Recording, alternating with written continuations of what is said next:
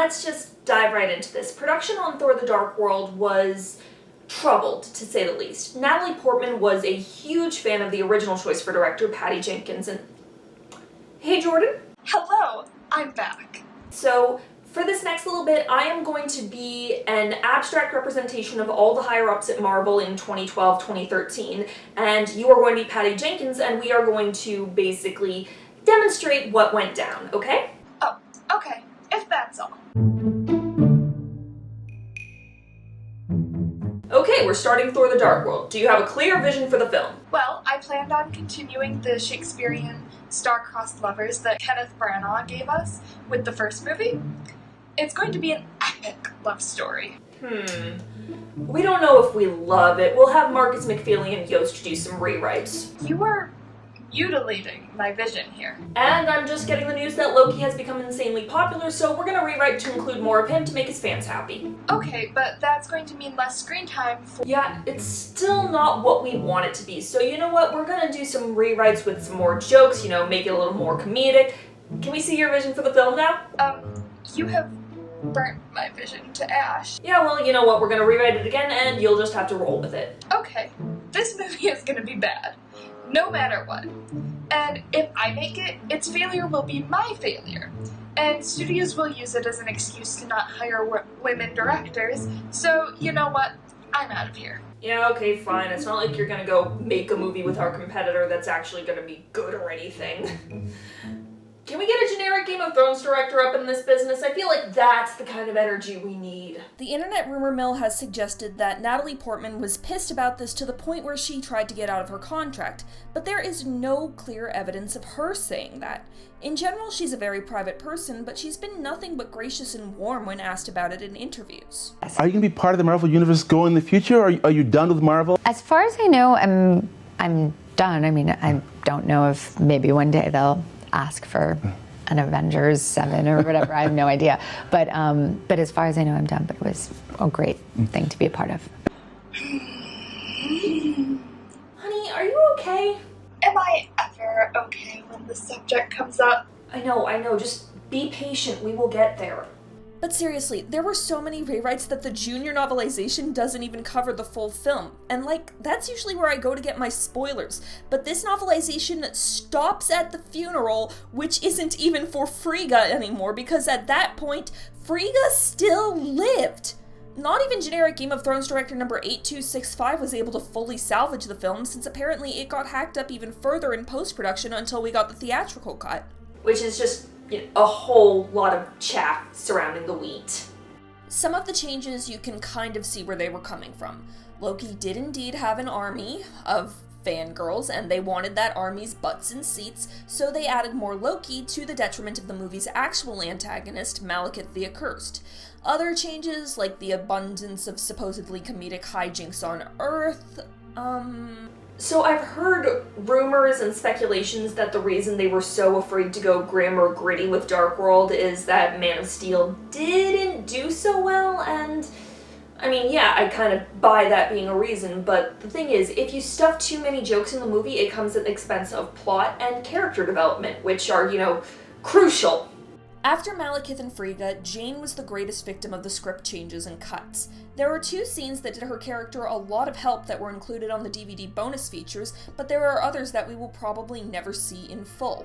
We will talk about those cut scenes, but first it's important to talk about the movie that we actually, got.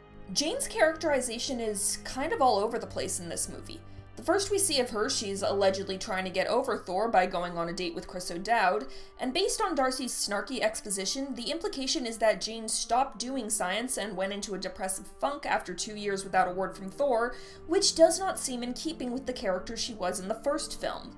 She was supposedly getting over Donald Blake in movie 1 by just plunging into her work, which to me says that her depressive funk was probably more related to hitting a roadblock with her science rather than just having a Thor withdrawal. Not to mention, Darcy loves Jane and Thor, and wants them to be happy. She knows that Jane doesn't want to be on this date, and she probably over-exaggerated some of the things to make sure that she would scare Richard off. The fact that Jane all but flips the table in order to get back to work when the opportunity presents itself gives a clear indication of her priorities.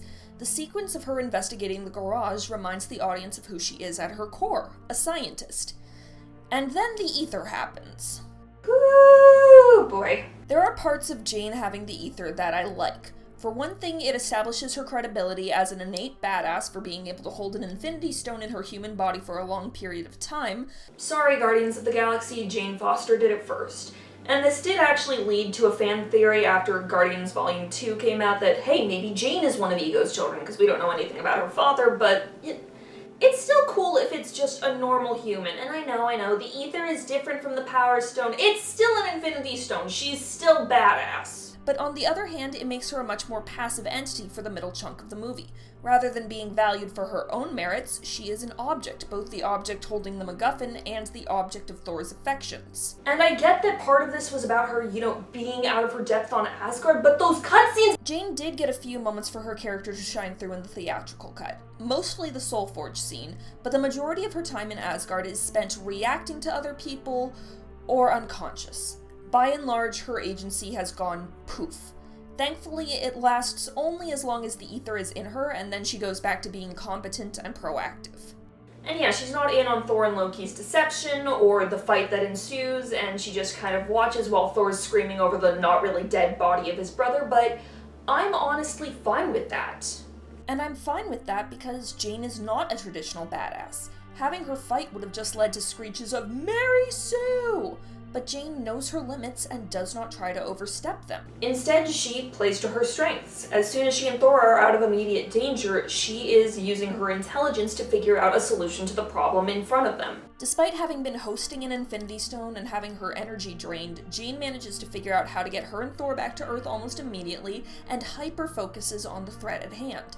Thor can be jealous about her blind date, Eric can not be wearing pants, Darcy can be— well, Darcy, but none of it matters because Jane will take it all in stride and use science to save the day. And yeah, the fact that Eric did a lot of the work too does expedite the process. Hey, Eric's tech is probably built on her research, because let's not forget that Jane has the Foster theory. The Foster theory, for those of you who haven't watched The Avengers in forever, is built on Jane's discovery of other worlds. They are using this research in conjunction with the Tesseract to try and learn how to access these worlds. Loki just got through first and made everything go to shit. You are absolutely right. Jane is the one who uses what is in front of her to find a solution that works for the situation at hand. And it makes me bitterly curious about the movie we will never get to see in Avengers 1, where Jane was actually in it like she was originally planned. It's in this final battle that Jane really gets to shine. Thor's running around fighting Malekith, and Jane's on the ground blowing up the foot soldiers with her anti-gravity spikes, and it is awesome. Jane doesn't need weapons or powers to be badass, she just needs her science. And then at the end when the two of them work together to deal that final blow to Malekith. Magnifique.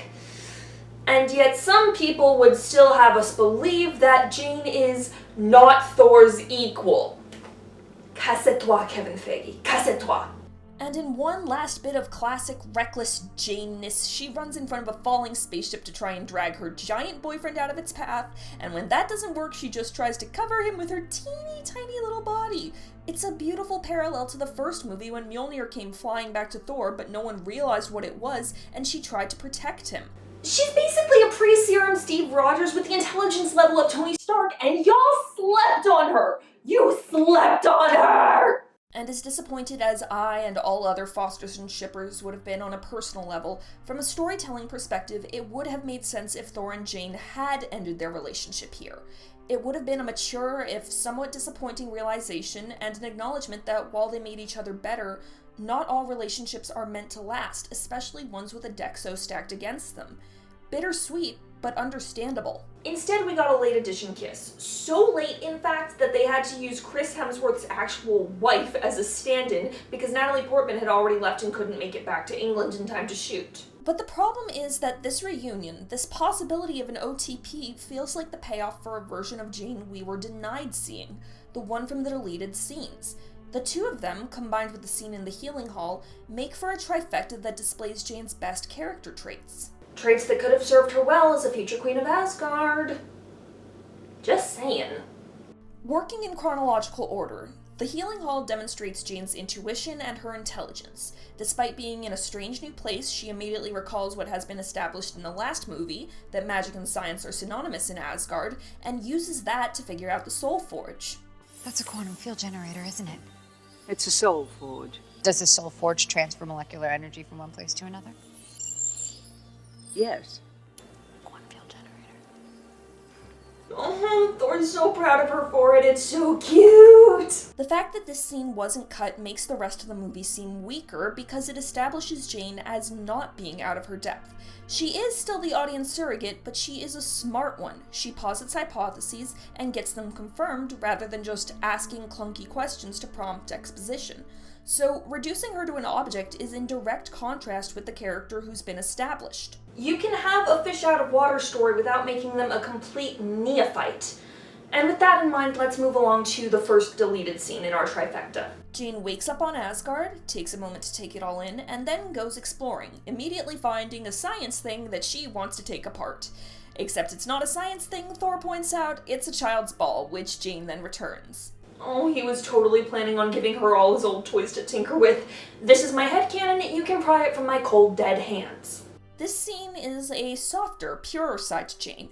She might be curious and thirsty for knowledge, but she's still courteous and nice enough not to deprive children of their playthings. And I know this seems like such a little thing to focus on, but I am so tired of people calling Jane bitchy or nagging when she's really not. She's an awkward person with completely reasonable expectations, and more than that, she is a good person who tries to do the right thing. Illustrating that point further is the final and arguably most crucial scene in the trifecta, the one of Jane researching the ether following Frigga's death and funeral. And it gives a clear encapsulation of her character in one line. When I don't know what to do at work. And the scene also tries to, offer justification for Frigga's death, but no, I'm not here for that. You can advance your plot in ways other than fridging women. Anyway, besides once again proving Jane's scientific badassness and her shrewd mind by deducing what the ether does and that Odin is up to something shady, the scene contains a moment of self-sacrifice when Odin orders Jane placed on house arrest, something that Thor is all too ready to fight. She's not going anywhere. Thor, these are the king's orders. Wait, I don't want anyone else to get hurt because of me. This was absolutely the right call for her to make, and if you place it back in the movie, it makes so much of the escape make so much more sense. Thor benefits directly from seeing Jane, a person very like him, not fight, but stop and think rationally, prompting him to do the same, which makes the narrative flow much more smoothly while also showing Jane's more pragmatic tendencies. Just like in the first movie, the two of them make each other better because they have similar personalities. In the end, the writing of this movie shows Jane and Thor work well together, and that they really amplify each other's strengths and complement their weaknesses. It's a beautiful joining of that science and magic theme, and how they are really one and the same thing. And it's especially annoying to know these scenes were cut when you realize that Thor the Dark World is one of the shortest running MCU movies in the first two phases. You can't even justify it as, oh, we were trying to make the narrative flow better, because the narrative is scattered and uneven and just all over the place. And even with all the cutscenes, Jane's the driving force in this movie again. Yes, she is more of an object at times, but Jane finding the ether is the trigger of this movie. It's what makes the story go from stasis, or Thor trying to accomplish peace throughout the Nine Realms, and Jane ignoring her own scientific research, to the main bulk of the plot. And while Jane has to take a more passive role in the typical action scene, she has the most active role in trying to save the universe from Malekith.